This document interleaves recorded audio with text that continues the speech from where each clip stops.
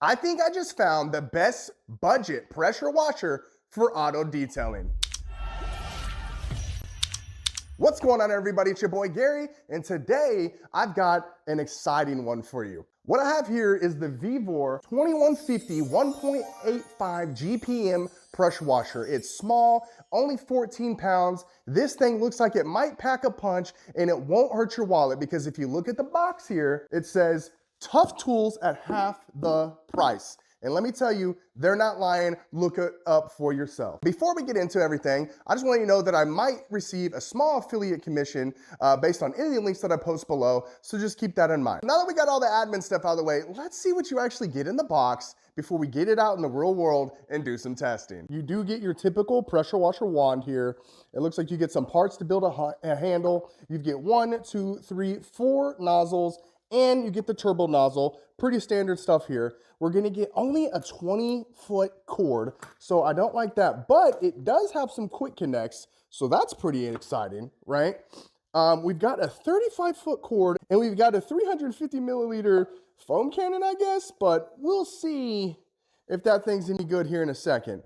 But the real star of the show is this 14-pound Vevor unit that's supposed to put out 2150, so 2,150 PSI and 1.85 GPM. If that's true, that's going to be pretty significant because the ones that I usually see that are this small in form factor have way less PSI and they almost always have way less GPM. So I'm excited if I can feel a difference between this and my typical unit from the big box stores. Alrighty, generally speaking, I like to think that I'm pretty handy. So let me see if I can just quickly put this thing together on the fly without having to dig out those instructions. Alrighty, now that we got the top handle on, we're going to put on the back piece here, which is going to be for the cord to wind up, be all nice and self-contained. And then we actually got another one here that slides onto the side, it looks like, and that's gonna be for your pressure washer hose. We're just gonna flip this around like I said. It looks like it should just pop right on in there. A little gap right there, and you should just slide it on there like so, pop it into place, easy day. Once again, this price point, this form factor, you don't normally see onboard storage. The next thing we're gonna do is we're gonna get this pressure washer sprayer put together, and we'll see what that's like. It just connects just like that. You have another quick connect here. Alrighty, and for those of you that are concerned, this is a M22 15 millimeter hose. All right, now typically I would use a quick connect, but I want to try to give this thing its due diligence. So therefore, I'm just going to use its stock connectors. Normally, I would use a series like this, and that's why it's important to know if that's an M22 15 millimeter or kind of what the dimensions are, so you can get the proper quick connects. Spin this thing around back here again. You're going to see the threads there. Those will match up here, and then you'll just kind of push everything in there like this, and then with no tools, you should be able to get this thing pretty tight. So then the next thing you're going to do is you're going to want to hook your hose into this part here. I just want to kind of show you quickly what the limitations are going to look like with only a 20-foot hose. So 20 feet is only going to get you about this much. I think the thing with Vevor is what they want to do. They want you to kind of carry this unit around by the handle and go around the vehicle. Me personally, I don't like that. So let's go ahead and get this connected. And just for a size comparison, the one that I typically use from the big box store. In order to connect this, all you got to do is screw everything in there like so. We're just going to get everything finger tight. Then we're just going to come over here with a 35-foot power cord, get that plugged in. They do have their own quick connect system here, so you just push that in there like that. It does tell you right there, so like that's a 0, that's your 15, and that's gonna be your 25. Let's use a 15 just so we can try to feel some of that power. All right, so from a noise standpoint, it's pretty much on par with what I'm used to. It's pretty responsive as far as turning on, turning back off. That's not bad. Seems like it's got a little bit of power. I don't think I'm blown away.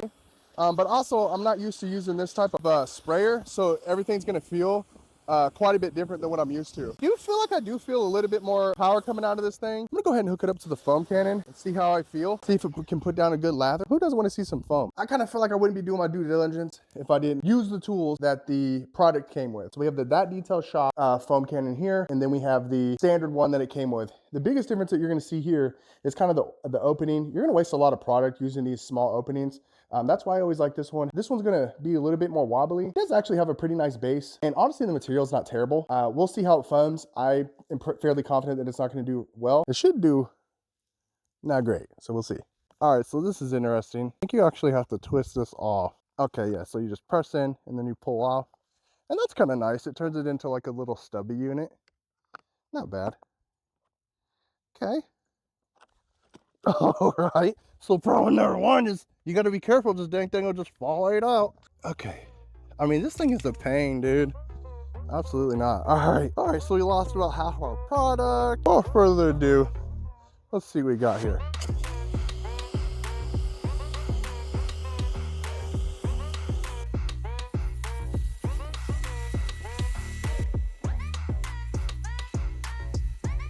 I must say, do I think it's the best foam cannon ever? No. But can I tell that it was specifically designed for this unit? Absolutely. I mean, you saw the issue. Here's issue number 2, right? You set it down to try to talk and you're gonna leak. And because of the way that it's hooked in there, there's not a real good way to set it down. So there's a lot of flaws outside of just foam production, but it's definitely designed for this unit. The spray pattern's decent.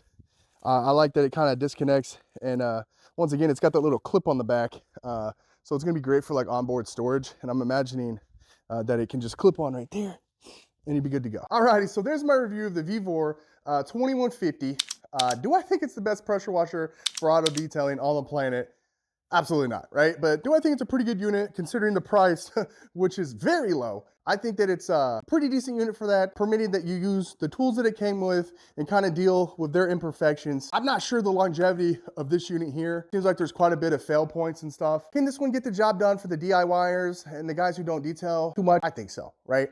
As far as being a unit for professional day in and day out detailers, obviously this is not gonna be a price point.